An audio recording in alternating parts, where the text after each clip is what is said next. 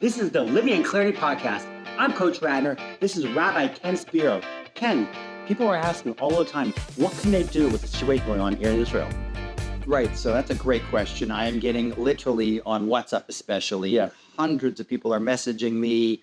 We're praying for you. What can we do? And I think, Dan, there's really two levels of looking at it. There's the practical, physical, we live in the physical world level of what we can do. And then there's the more spiritual, and both have to be addressed. Yeah, it's like you got like the disease on the inside and the sores on the skin from the disease. You got to put the cream on the sores, but you got to deal with the disease. You got to eat that, whatever it's doing internally. Right. So on a basic practical level, I'm telling people there's so much need for support in the country. There's the communities destroyed in the area around Gaza, soldiers missing equipment. There's that kind of stuff. If any resources a person can give, they should be contributing to. Okay. All of us giving just a little bit, we've learned that from crowdfunding, can make a big difference. And now the need is huge. And the cost to Israel is going to be amazing.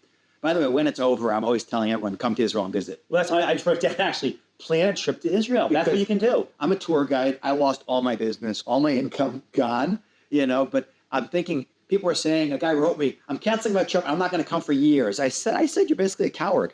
Yeah. The first thing you should do when it's quiet is get on a plane and come here. Show support. Spend your money here. Come, be part of the Jewish people. This is your country. This is your homeland. Also, I'm telling people, you got to be, you got to be politically active. If there's rallies, go to them. Stand up to evil. The other side is always better organized. Yeah. These rallies, literally the day after, they're screaming about how Israel is like a Zionist occupying Nazi murderers. You got to confront it with the truth. I think the issue is for someone like me who grew up in a posh, luxury, nice, safe place in Maryland and Virginia, that we don't have that hate. See, they have this massive hate for the Jewish people. And so they go out there and they blame us for everything, whatever it is, it's always our fault, right? And for us, we don't hate them. Like, we don't have this, like, when we kill a terrorist, we don't celebrate. When they kill Jews, when 9/11 happened, they go and celebrate. So for us, we don't have that passion of hate. Like, we hate you. We love Israel. We love the Jewish people. So how do we show that support? Besides, obviously, not everyone wants to go to stand at these rallies where the violence could break out. Obviously, if you saw what the Hamas did to the Jewish people in Israel, what can happen at a rally in Chicago or New York or Miami or LA? It can happen anywhere. Well, it would, first of all. The good news is it's just not in the Jewish personality, and there is such thing as a Jewish personality. It's like a spiritual genetic. The rabbis talk about it all the time. The Jews are Rahmanim, Baishanim, Gomle, Hasidim, that we are merciful and modest, and we do goodness. And you can prove this, by the way, historically. You can show this. It's not the Jewish way to be vengeful and violent. Not that there aren't some Jews who do it, but that's a good thing. We have to be aware that, first of all, what you're saying is true. There's a deeper message here about what this whole thing means for us in general, the Jewish people, whether you live in Israel or not in Israel. But it's really important we don't get intimidated. Okay, we're not going to fight back and act like them. They're calling for us to go to the gas chambers. We're not going to say that back to them at all. But it's also important we don't let them scare us because, Edmund Burke, who defended America during the American Revolution in the British Parliament, he was an Irish parliamentarian in the British Parliament. He said, all it takes for evil to triumph is for good men to do nothing. And the worst thing we could do is go hide. We got to stand up and confront this. So on a more practical level, in addition to using whatever resources we have, be they financial, political connections, we got to be proactive. Show up at rallies, show your support, write to newspapers, counteract lies. There's so many websites, there's so much information going around. And of course, what happens is it's kind of like a reverberation. We're sharing the same information between the same people who all believe the same thing anyway. What we need to be focusing on are those people who are not the radical jihadists, the Red Green Alliance, or the extreme left that hates us and Black Lives Matters and stuff like that. We need to be focusing on those people who are in the middle, who are getting bombarded from both sides. Right. But writing to politicians, the support is going to dwindle. I've been telling people since the day this started. Yeah, right now, there's a book called People Love Dead Jews. It's a great book. We always get a little sympathy. There's some sort of algorithm, depending upon how many Jews are killed and wounded and how many horrible images there are. We're going to get a certain number of days, a wiggle room to do what we like, and then it turns the mainstream media, and before you know it, disproportionate response, show restraint, and we can't defend ourselves anymore. We just got to die. I know. It's amazing that you go on like CNN And it's like a football game. Oh, these many people died. These many people were in Israel. These many people died. These many people were in the Palestinian people. Like this is not a game. It's not how many people died. That makes me nuts how they do that. And then people say, oh, they're not acting proportionally. What should Israel do proportionally? Oh, they should go in and rape women and burn them alive, slit babies' throats, kill families, entire families, up to 1,400 people. Oh, is that equal? Is that what Israel do? How do you answer that question? Well, the answer is the real problem is the lack of clarity about truth in the world. And that is the real struggle, in my opinion. It's about, and the world is dividing, basically whatever side of the conflict you're on, it's basically showing how much in reality you live. This is the most unambiguous conflict since World War II. After Pearl Harbor, people were not marching to the streets of New York with Japanese flags. No, they were proportional response. What happened since then is the world has lost its moral compass. That's a much deeper conversation, by the way.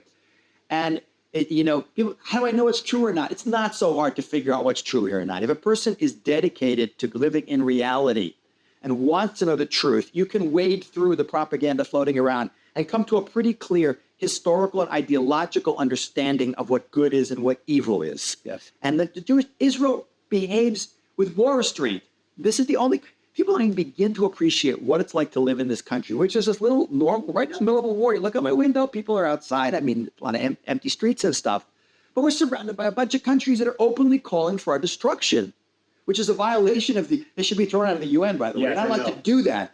America, you don't have that. When the Canadians are going to attack all 8 of them in the army, it's like, no, seriously, we don't realize what we're living amongst. The threats, all of Israel's wars are within our country, on our borders, and existentially for our survival. And people are talking about them like, it's just living in La La Land. Yeah. Living in La La Land, and a person has to make a decision wherever they are, be they Jewish or non-Jewish. Am I going to get the clarity and be into truth, regardless of how uncomfortable it might make me feel, and recognize that the Jewish people have a right to defend themselves and to do whatever it takes to make sure that we can survive, because that's what we're literally doing here. And to keep score, like imagine World War II, this many Nazis dead, this many Soviet soldiers dead. Who ever heard of fighting a war that way? I want to get back to this topic we're talking about. What can I do? So we said on a physical level, plan that trip to Israel. That's one thing. Another thing they can do is to give to charities that are helping soldiers, charities that are helping the people on the ground. What are some of those charities? Do you know any of them? Well, there's things like FIDS. There's Thank Israeli Soldiers. Yeah. There's Hatzalah. Yeah, there's Hatzalah, the Zaka, which is the organization which has to identify the bodies. There's still hundreds of bodies that are unidentified. My neighbor where I live here in Jerusalem, he is best friends with the head of Zaka. And he was telling me stories that I can't even listen to them. I can't even repeat them. They're so disgusting. And it's almost this is not humane. This is not even within the realm of reality that you could imagine it's going to happen. Which means if it's going to happen here, it can happen anywhere. Yeah, these are all crimes against humanity. Yeah. People are equivocating on them. Maybe Israel's doing it. What Hamas does, whether it's to Israelis or its own population, is war crimes and crimes against humanity. But there's a lot of, there's Magen David Adom. Yeah. There's Hatzalah. There's so many different organizations. Let me explain United Hatzalah, because I'm reading the book called 90 Seconds, which is about Eli Beer. Eli Beer started this organization because he noticed that, and this is true in a lot of cities, that when someone calls for an ambulance, it takes 5, 10, 20 minutes to get there. And many times someone's having a heart attack, someone's choking, and it's too late.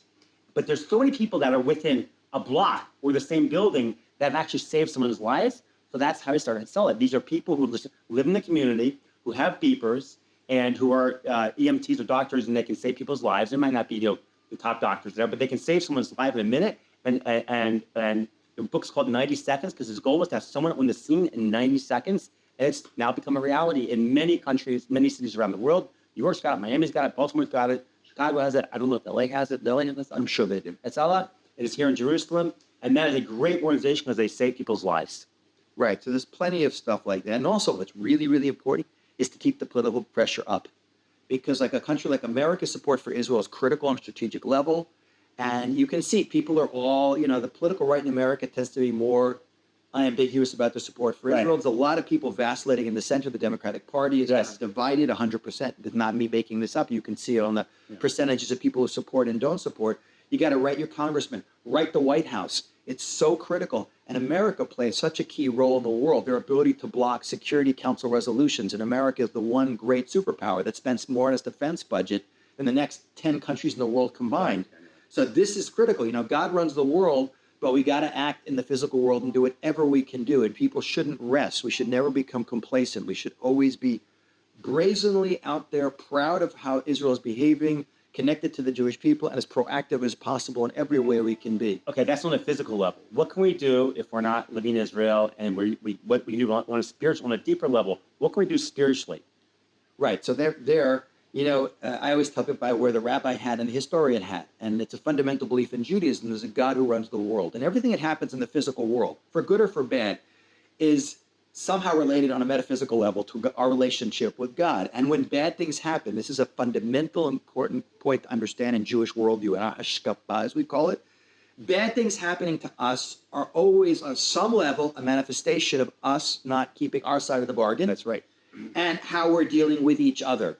So I'm saying, as Jews, it is so important. There's so many Jews who are lost from Judaism. We're Jews for every ism but Judaism. We're even showing up at Hamas rallies and screaming because it's just Jews. Oh, we care about everyone. Yeah, but everyone's right. Yeah. So obviously, the more a Jew is connected to Judaism, his Jewish identity, the more likely he or she will be connected to Israel and support Israel. That's an important thing. But we have to recognize that we are living in the diaspora, the exile, which, by the way, is a punishment, even though it's very comfortable, possibly living in Maryland somewhere, California, or New York. Exile can be pretty comfortable, but it's still a punishment. And the Talmud says, the rabbis tell us that the second temple was destroyed because of causeless hatred of one Jew for another. And causeless hatred is an interesting idea. No one hates another person for no reason. I just hate you. Yeah. No, but causeless hatred is, you really didn't do anything to me, but I disagree with you. I don't like the way your worldview. It could be a really small thing, by the way. Yeah. And I'm gonna instead of focusing on what unites you and I together, we're gonna fight amongst ourselves. And I saw this coming. I was saying this for months. Oh my gosh. Yes. Israel before all this, and now we just forgot about it. I know. With what went on with the last elections and judicial reform and the country splitting and the protests, and thank God, not big violence and looting, but a lot of unrest with the police and blocking highways. I'm saying God is sitting there saying, my children, I can't stand to see you trying to kill each other. I'm going to send Gentiles to do it. And I've seen this over and over again from a historian's perspective that almost all First Intifada, Second Intifada, when we start fighting amongst ourselves, that's when the external pressure begins. Because when that happens, anyone here sees this. And the Jewish world sees this. Suddenly, we put all our differences aside. Everything is quiet. No one's honking on the street. Everyone's waiting in lines. People are helping each other. Because then we realize that, you know what? The people who hate us don't give a damn about what we believe, what kind of kippah we wear, whether we keep kosher or not, whether we're right-wing or left-wing, Republican or Democrat. In Auschwitz, there's only one line. And why does it take people to kill us to get us to recognize that? So now we're unified. We're ready to fight. My big fear was when this is over and we'll win. Unfortunately, they're going to pay a heavy price for it. We've already paid a very heavy price. It's the largest loss of Jewish life since the Holocaust. We're going to go back to fighting each other again. Yeah. So we need to make a paradigm shift internally, individually, and collectively, in that we are all part of the Jewish people. We can agree to disagree. Any parent gets this line, especially if you have teenagers. You don't always like your kids, but you always love them. Yeah, that's why you let them live to go to college. I don't have to agree with you. You're my brother, you're my sister. I got to love you, and I got to respect you. Yeah. And we got to agree to disagree, and we got to be together on this, and we have a unique mission. We got to focus all that incredible energy and drive we have on a mission that all Jews can get into. Okay, let's answer the question. What we can do physically, we talked about. What can we do spiritually? What can we do as people? Now, for me, people ask me all the time, and I say, for me personally, I talk to my Jewish brethren in America, I'm like, you know what? It'd be great if you could keep Shabbos. One of the greatest mitzvahs in the Torah, I've mentioned 37, 38 times, is keeping Shabbos. And it is a spiritual dynamo when a family spends time together, gets off of the social media, gets off of the news. And I think if you can't keep the whole Shabbos, keep part, whatever it is you can do, I think that is for me, spiritually, I think that's really how I would try to do. Yeah, by the way, it's great to get off the news nowadays because everyone's glued to it and it just gives you anxiety. Oh my gosh, that's so much anxiety. But the bottom line is... By the way, this is the reason why I'm doing this and I'm doing this podcast because I have to do something. I can't sit at home and wait for the studio. This is why I'm not in the studio now. I'm in people's apartments because I want to do something to help the world. I want to do something to help the Jewish people. And and this is, I'm writing a book on low self-esteem, and thank God I'm using some of my tools. I really need it because I have been severe anxiety. And I don't have any kid in the army, but still, it's really hard for me. Yeah, well, you're a great example of what you can do, because whatever ability you have, if you're an influencer, you can speak. Whatever we can do, which is why I'm doing what I'm doing. But to get back to your answer, we all have to get back to doing what the Jewish people are supposed to do. There's a lot of confusion about that. On the non-Orthodox world, it's just to be Jews for social justice. Social justice is a part of Judaism, but it's not Judaism. Often in the Orthodox world, it's, I got to just do more prayers. Praying is amazing. We have to pray. I got to keep more kosher. I got to keep stricter Shabbat. I got to dress more modestly. No, we got to recognize that the job of the Jewish people from our very beginning is to be a role model for the world. God says, be holy because I'm holy. What does holiness mean? Holiness means to be godlike, to live and act in a way that God would be happy with us. Yes. We're doing stuff. Reb Noach Weinberger, my Rosh Hashiva, he used to say when he was a little kid, he was thinking of doing something questionable. His father would say in Yiddish, Nu Noach, was doch God. What do you think God thinks about that one? I would say live through the lens of God. Exactly. Because Judaism is not a religion. Judaism is a relationship. It's about a relationship with God. And so you have to act. If I'm acting the way, do you think God would like me to act like this way? Do you think God wants me to yell at my wife? Do you think God wants me to curse? Do you think God, gives us this amazing mouth? We have many languages we can speak. And, do you want, I hate to say crap coming out of your mouth. And people speak, especially younger people. And I used to do the same thing, curse all the time. I mean, not that it's just, it's trash. You're like, and think about every action you make in your life. Does God want me to act this way? Exactly. And I really think, and we've had this conversation before, it's all about balance. Yeah. Because being holy is often, especially in the religious world, viewed as being more keeping stringencies with the big guy, which is good. We're all on a ladder, whether you're completely, Jew for every ism but Judaism, or the most Orthodox Jew living in Mea Shearim or B'nai Brak. We're all on the same ladder. We have to all be moving up. So you're thinking about keeping Shabbat. Take something upon yourself that connects you spiritually. Prayer is a great thing. Shabbat, even if it's not the whole Shabbat, start Friday night. Turn the TV off and your phone off for 2 hours and sit and have a meal and be spiritual and focused. But also remember that we have to proactively look for opportunities to be doing good in this world, to be representing the Jewish people in the way God wants us to be acting. What if you're not Jewish? I have a lot of non-Jewish friends. Went to Mary Washington College, went to Groveton High School. I have a lot of friends. So I've said, and I put something on Facebook recently, that they should pray. Pray for the Jewish people. Yeah. Anyone can pray any time of the day, anywhere in the world, as much as you want, as little as you want. Talk to God. Yeah. Ask him to send healing and salvation to the Jewish people and to Israel. Right, and we don't have a monopoly on a relationship with God. No, it's everybody should have a relationship with God. Right. Jewish, it doesn't matter. Right, we're all His children. We just have a unique responsibility as an intermediary between God and humanity. We're like the crossing guards in fourth grade. Exactly. We're held to a higher level of accountability, but it's the same. It's the same game plan for humanity. It's all about having a relationship with God. So, to the extent that any human being decides they want to live in truth and live in reality, and by the way, the litmus test for this is like that book, The Israel Test by George Gilder. What you think about Israel is largely sort of like the barometer for how in reality you are. That's he said that's the real test. That's the Israel test. So my non-Jewish friends, and I have a lot of them are right-wing Christians, by the way. And I could see it's precisely they're kind of holding in the same place I am, precisely because they believe there's good and there's bad, there's evil, there's righteousness. God gave us a system of how to behave, and the best way to demonstrate this is by supporting the Jewish people in Israel, whatever way I can, like we talked about before, by also showing up, there's a lot more non-Jews out there, could be a lot more influential in terms of politics and public opinion and financial support than there are Jews. There's only maybe 14, 15 million of us, and there are hundreds of millions of non-Jews in the world who could be doing this. You can take a side. You can help. You can be a supporter. We Jews don't believe only Jews get to heaven. Yeah. Righteous people go to heaven. Yeah. Okay. We're stuck with the responsibility. Yeah. But no one likes that word responsibility. Yeah, responsibility is a very hard. I just want to do what feels good. Yeah. But it's such an important point. And they're asking me too, what can I do? And I tell them the exact same thing I tell my Jewish friends. Be a better human being. Be more godlike. It's not just for Jews to be godlike. Do the things you could do. Support Israel politically, support Israel in public opinion, support Israel on social media, give money, go out to rallies.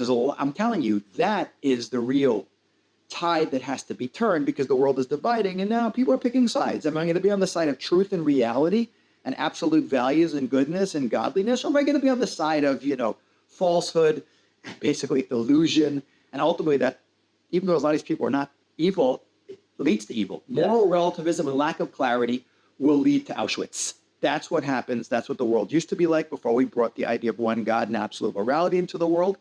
And that's the issue that is teetering on the brink now in humanity. And humanity is being asked through this conflict, like a bullseye, the extent that a person is more on target and focusing on the bullseye and understanding what's really at stake here, which is not the survival of the little state of Israel, but the triumph of truth over falsehood, of good over evil.